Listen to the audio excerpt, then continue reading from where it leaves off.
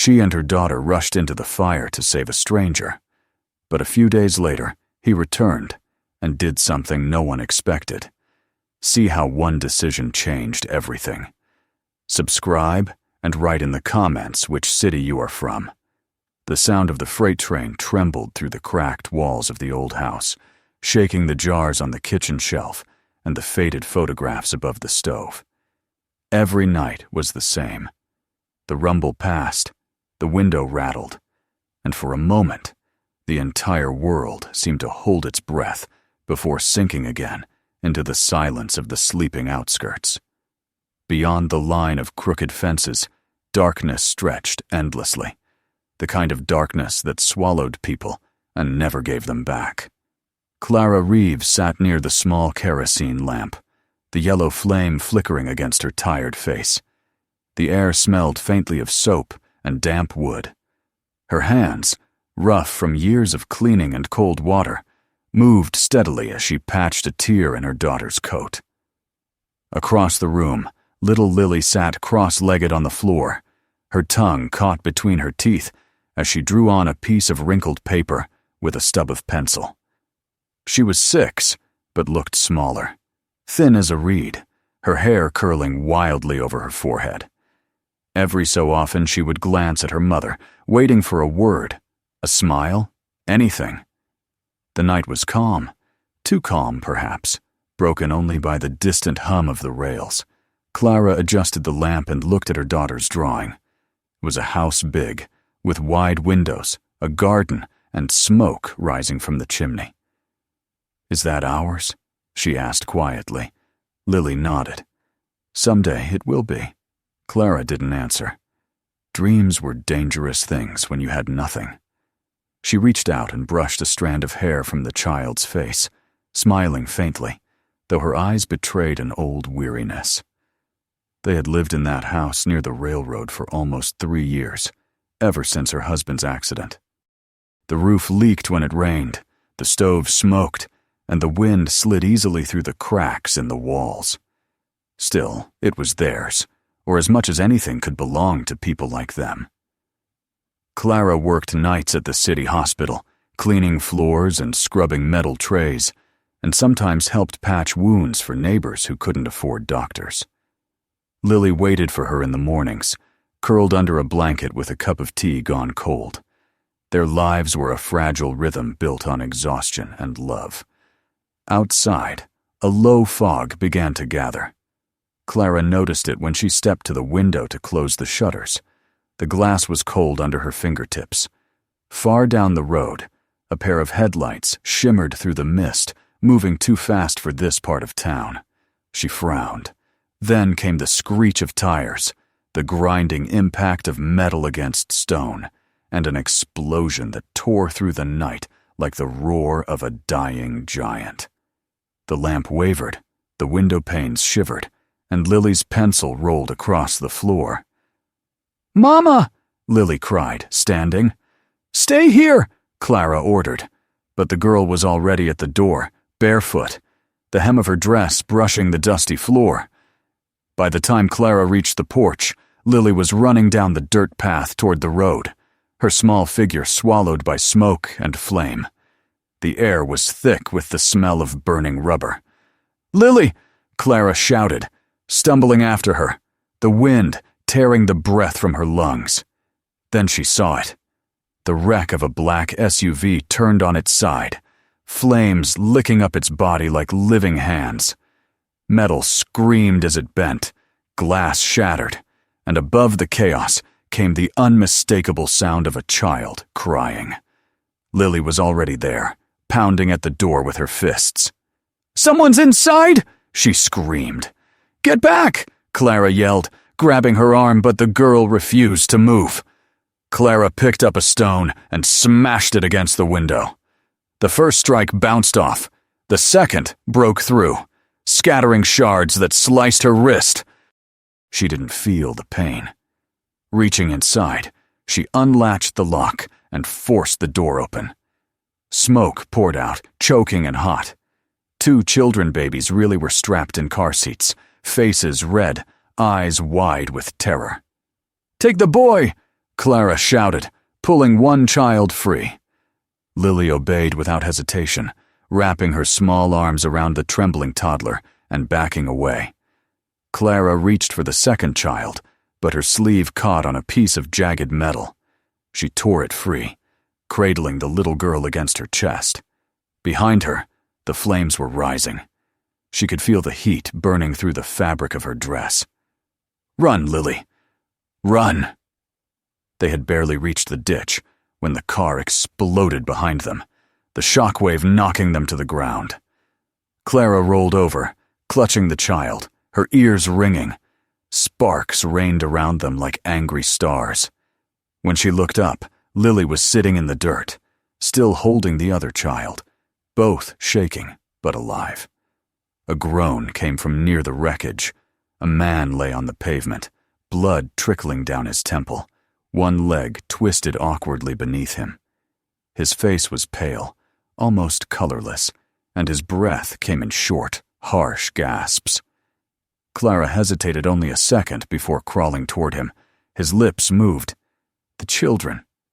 Please, they're safe," she said, pressing her hand against his shoulder. "Can you stand?" He tried and failed, his body collapsing back against the road. She could see the fear in his eyes, not of death, but of losing them. "Help me," he whispered, and she did. With strength she didn't know she still possessed, Clara lifted him under the arms, dragging him toward the ditch. Behind them, more engines roared in the distance. Headlights cut through the fog, and the outline of another vehicle appeared. It slowed, stopped. Several men stepped out, their figures sharp against the firelight. Clara's pulse spiked. Whoever they were, they weren't coming to help. "Lily," she hissed. "Pick him up. We have to move." "But Mama." "Now." Lily obeyed, clinging to the smaller child, while Clara half carried, half pulled, the wounded man across the dirt. They stumbled through the weeds, following the narrow path that led behind the old storage sheds. The cries of the children mixed with the distant shouts of the men. Clara didn't look back. The cold air bit at her skin, her lungs burned, but she kept going, guided by instinct alone. By the time they reached the edge of the railway, the sound of the search had faded. The man's head rested against her shoulder, his breathing uneven. Who are you?" he managed. "No one," she said. "Just someone still alive." The path wound between the tracks and the weeds until it reached the small wooden house crouched beside the rails. Its windows were cracked, its roof sagged, but it was shelter. Clara pushed the door open with her foot, guiding him inside. The air was heavy with the smell of dust and cold iron. She helped him to the couch, then turned to the children. Lily had already laid the little boy on a pile of folded blankets, checking his face the way she had seen her mother do with patients. "He's breathing," Lily said softly. Clara nodded, lighting the lamp again. In the trembling light, she saw the man more clearly. His expensive clothes were torn and blackened by smoke, his hands marked with cuts. He didn't look like someone from their world. His eyes, though half closed, were sharp gray and searching. "You saved them," he murmured. "They're safe for now," Clara replied, washing the blood from her hands in a basin. "But whoever was following you will come again." He looked around, as if only now realizing where he was. Where is this place?" "My home," she said. "Such as it is." He tried to sit up but winced, clutching his ribs. Clara knelt beside him, inspecting the wound. "Broken," she said, her tone almost clinical. She tore a strip from a clean towel and wrapped it tightly around his chest. "You need rest." He laughed weakly. "I don't have that luxury." "You do tonight," she said firmly. Outside, footsteps echoed faintly. A dog barked somewhere down the road. Clara blew out the lamp, plunging the room into darkness. Lily crawled closer to her mother, clutching the little boy's hand. The man. Mark, though none of them yet knew his name, strained to listen. Shadows moved across the window pane, and then, slowly, they passed. Minutes stretched into hours. The fire outside had burned itself down to silence, and the cold crept back in. Clara lit the lamp again, its glow soft against the walls. She looked at the 3 children sleeping side by side, at the man breathing shallowly on her couch, and then at her daughter's small, dirt-streaked face. Her body ached, but her heart was awake. For the first time in years, she felt that strange, dangerous thing stirring inside her again. Hope. It came quietly, through exhaustion and fear, whispering that maybe saving these strangers meant she hadn't been completely forgotten by the world. She stood by the window long after everyone else had fallen asleep, watching the line of the tracks disappear into darkness. The trains would come again before dawn, rattling the house, shaking the walls. Life would go on, uncertain and trembling, like that lamp's thin flame. But for tonight, they were alive. And that, in this corner of the world, was more than most could ask for. When she finally lay down on the floor beside Lily, she could still hear the man's uneven breathing and the soft sighs of the children. The night held its breath around them, carrying the scent of smoke and metal, of something burning away and something else beginning. Clara closed her eyes, knowing that the world outside hadn't changed, but inside this fragile, trembling house by the tracks, everything already had. The first pale light of morning seeped through the cracks in the boarded window, drawing long lines across the dusty floor. The train tracks outside moaned as another freight convoy passed, shaking the walls of the little house. Clara opened her eyes slowly, her body stiff and heavy, and for a brief, beautiful moment, she forgot the fire, the screams, the faces of the men who had hunted them through the dark. Then she saw the man lying on the couch, his chest rising shallowly under the rough bandage, and the memory came back with the force of a wound reopening. She rose quietly, careful not to wake Lily, who slept curled like a cat beside the 2 rescued children. The twins looked peaceful now, their cheeks pink against the worn blanket. One of them stirred, murmuring softly in sleep, and Clara tucked the fabric closer to his chin. The sight of them filled her with something she could not name. Tenderness? Fear? Maybe both. They didn't belong to her, but she felt responsible for them in the way one feels responsible for a fragile flame on a windy night. Mark moved slightly, groaning as he tried to sit up. "Don't," she whispered, kneeling beside him. "You'll tear the bandage." "How long?" His voice was low, rough. "A few hours since the explosion. It's dawn now." He turned his head toward the window, squinting at the dim light. "They'll be looking for me." Clara straightened, her face unreadable. "Then we shouldn't be here when they come." The words settled heavily between them. Mark looked at her, this woman in a patched dress, her hair tied back with a strip of cloth, eyes clear and firm. She spoke as if she'd lived her entire life making choices that meant survival or death. In her presence, he felt the absurdity of his own world. Contracts, meetings, champagne. All of it meaningless now. By the time the next train rumbled past, they were ready. Clara moved quickly, wrapping the twins in blankets, tying them against her chest and back with sheets she tore into strips. Lily carried a small canvas bag, bread, water, and a first aid kit, all they could manage. Mark tried to stand, gripping the wall for support, but pain sliced through his ribs. She turned to him with quiet authority. "You'll have to move. We don't have time to wait for you to heal." He met her gaze. "Where are we going?" "Somewhere they won't look. There are old warehouses near the river. My husband worked there before he..." She didn't finish. Outside, frost clung to the grass. Smoke from the night's fire still hung in the air, drifting like ghosts above the field. Clara led the way through the back door, motioning for silence. The road beyond the tracks was deserted, but in the distance, engines growled faintly. She knew they would search. Men like that always did. The four of them moved like shadows. Mark limping, Clara steady and silent, Lily walking just ahead, her small hand brushing the fences as she guided them. She knew every hidden corner of this district, every shortcut between decaying walls. The world around them was one of rusted steel and broken glass, factories long abandoned, their windows gaping like empty eyes. Mark's breath came short and ragged. Each step jarred his ribs, and the cold made the pain sharper. He wanted to ask who she really was, why she was helping him, but something in her posture stopped him. She didn't move like someone waiting for gratitude.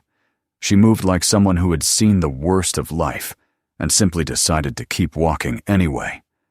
After nearly an hour, Clara stopped in front of a crumbling brick building, half hidden behind an old fence. "Here," she said. "No one's used it in years."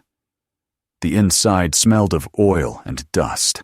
Long shadows stretched across the concrete floor, where old tools and crates lay scattered. A cold draft slipped through the broken windows. Clara found an empty corner and lowered the twins onto a pile of rags.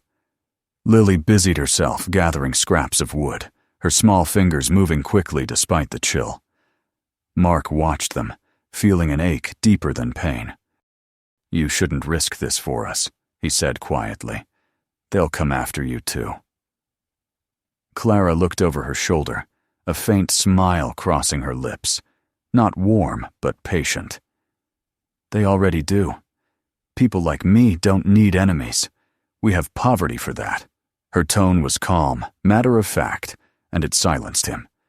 Later, when the light dimmed again, and the city sounds faded into the distance, they sat together in the corner by the small fire Lily had built in an old barrel.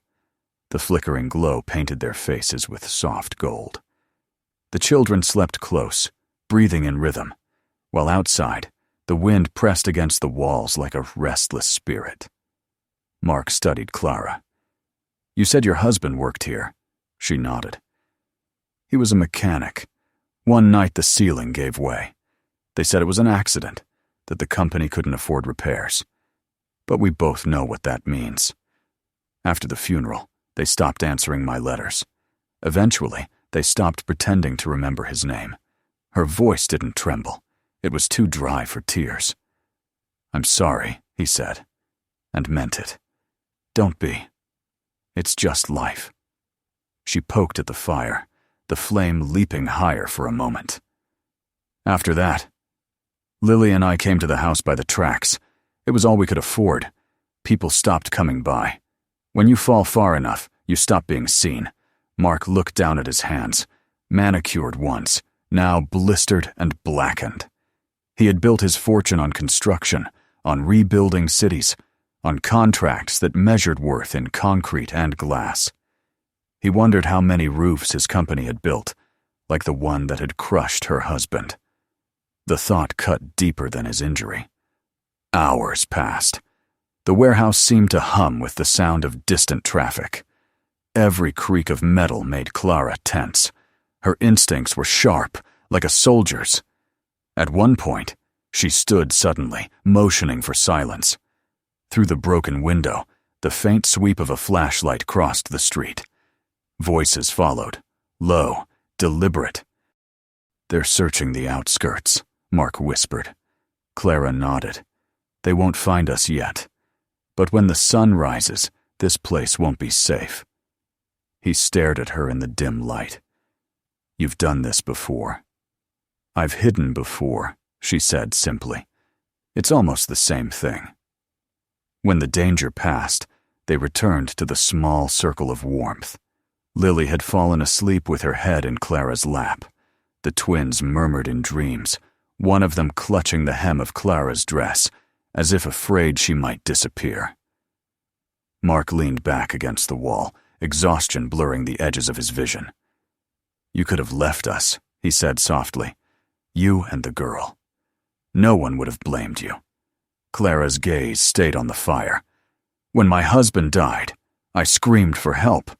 There were people outside, neighbors, even the foreman. They didn't come in. They were afraid of the building collapsing. Afterward, I told myself that if ever someone screamed again, I would go in, no matter what." Silence filled the space between them. Mark wanted to speak, to tell her she'd done enough, but the words felt empty. Gratitude was too small a thing for what she had given.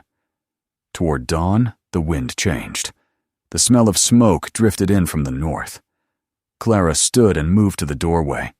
Far away, on the horizon, a faint red glow flickered. Fires still burning from the wreck. "They'll search the river next," she murmured. "We'll go before the light."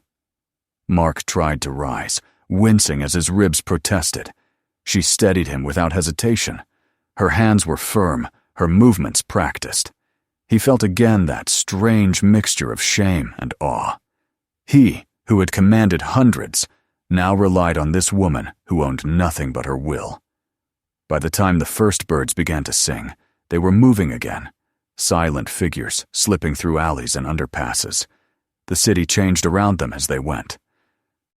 The buildings grew taller, the streets cleaner, but they stayed in the shadows, where no one looked twice at a woman carrying children and a wounded man. At one point, they paused in an underpass. Lily knelt beside a sleeping stray dog, offering it a crust of bread.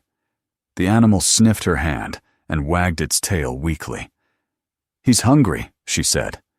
"So are we," Clara replied, but she didn't stop the child. When the dog began to follow them, Lily smiled for the first time in days. Mark walked beside them, every step a reminder of how fragile he'd become.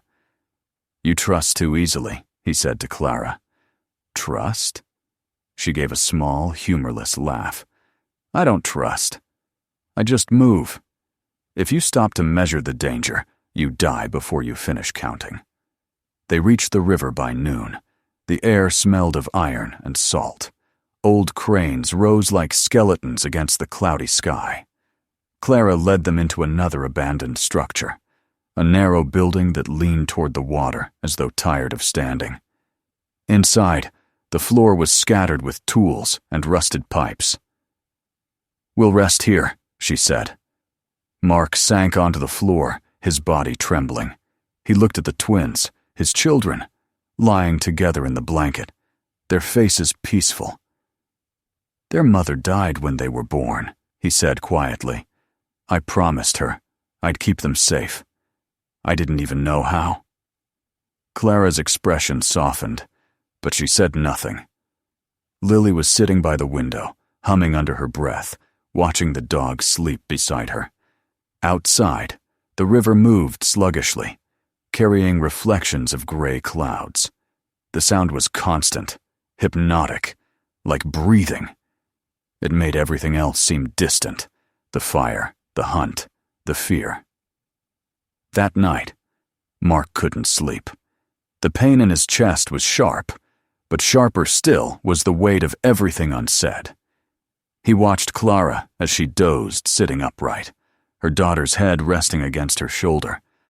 She looked nothing like the women he knew, those polished, brittle figures who drifted through his world like glass.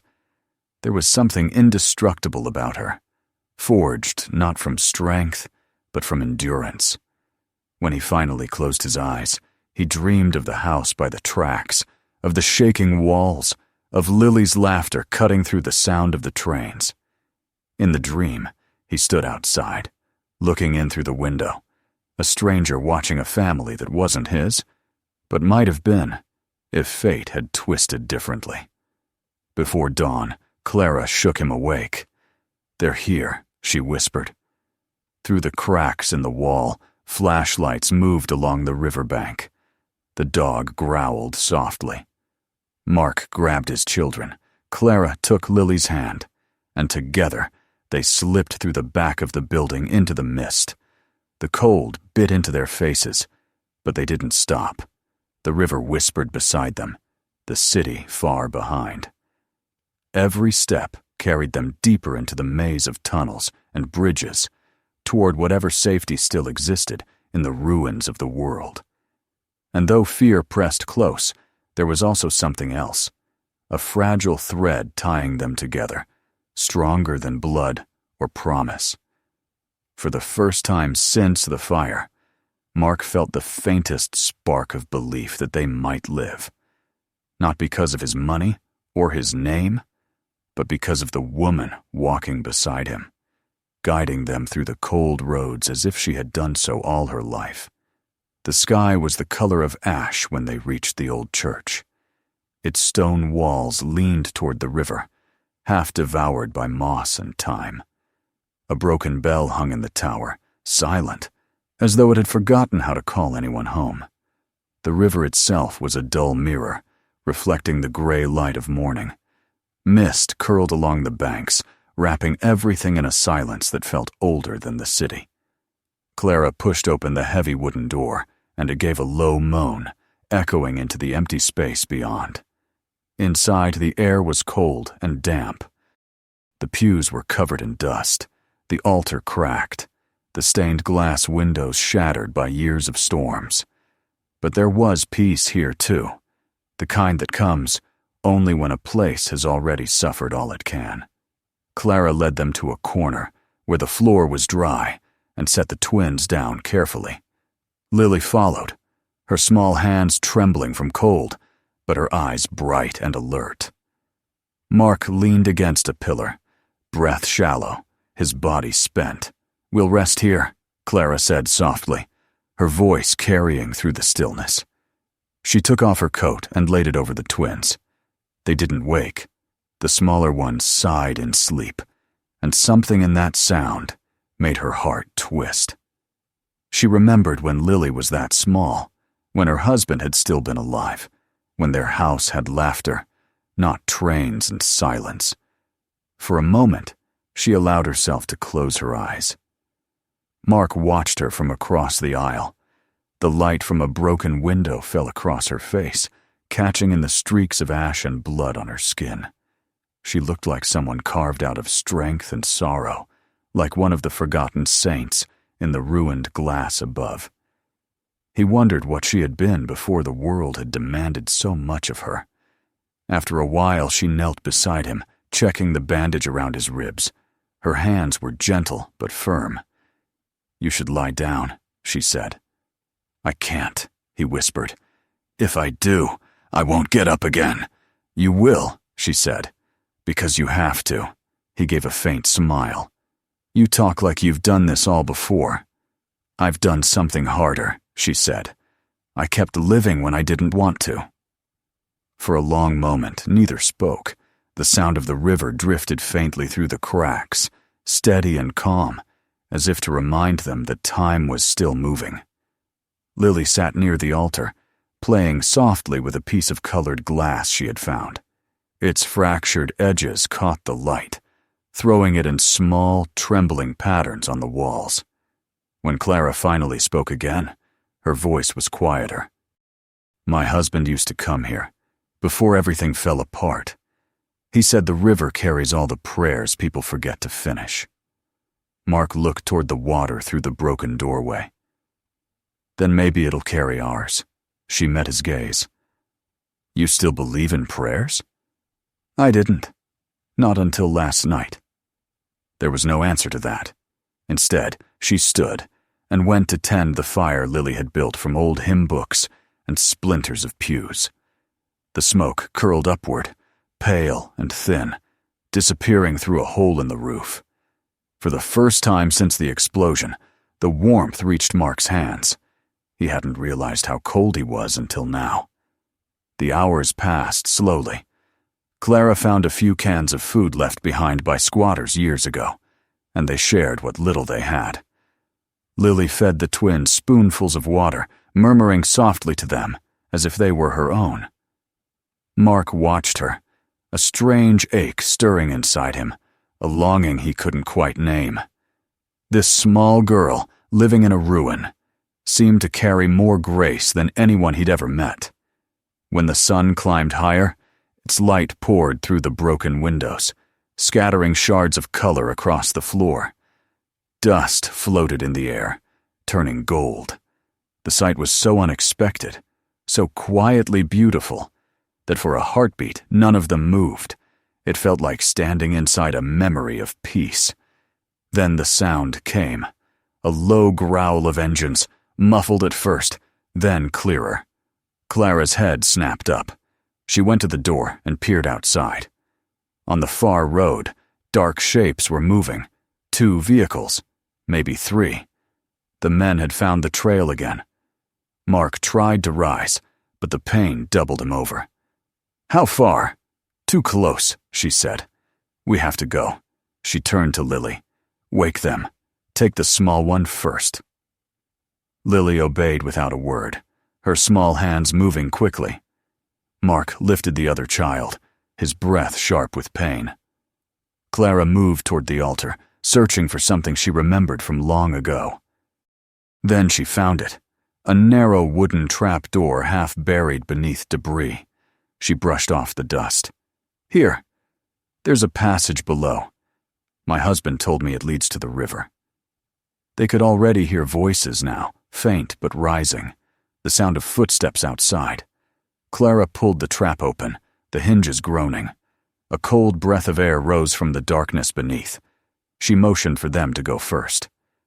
Lily climbed down, clutching the baby. Then Mark followed with the other child. When Clara started to descend, the front door crashed open. "Go!" she shouted, her voice echoing off the stone walls. A man stepped into the church, his flashlight cutting through the dust. "I see her," he barked. Gunmetal glinted in his hand. Clara grabbed a piece of iron from the ground and swung it, the impact throwing him backward. Another figure appeared behind him, firing. The bullet struck the pillar beside her, splintering stone. She ducked and crawled toward the altar. Below her, she heard Lily crying out, "Mama!" "Stay down there!" Clara shouted, her voice raw. Mark, below in the tunnel, tried to climb back up, but his injured ribs stopped him. He could only watch the light flashing above, hear the chaos, the crash of wood and glass. Then suddenly, a deafening roar fire. The air filled with smoke. Someone was screaming. Clara's hand appeared through the smoke, groping for the edge of the trap door. Mark caught it and pulled her down with all the strength he had left.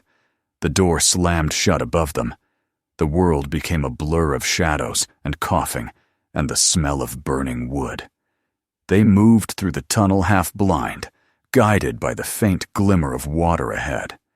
The air grew colder, damper. The cries above faded into distance. When they finally emerged by the riverbank, the morning sun hit their faces like a blessing.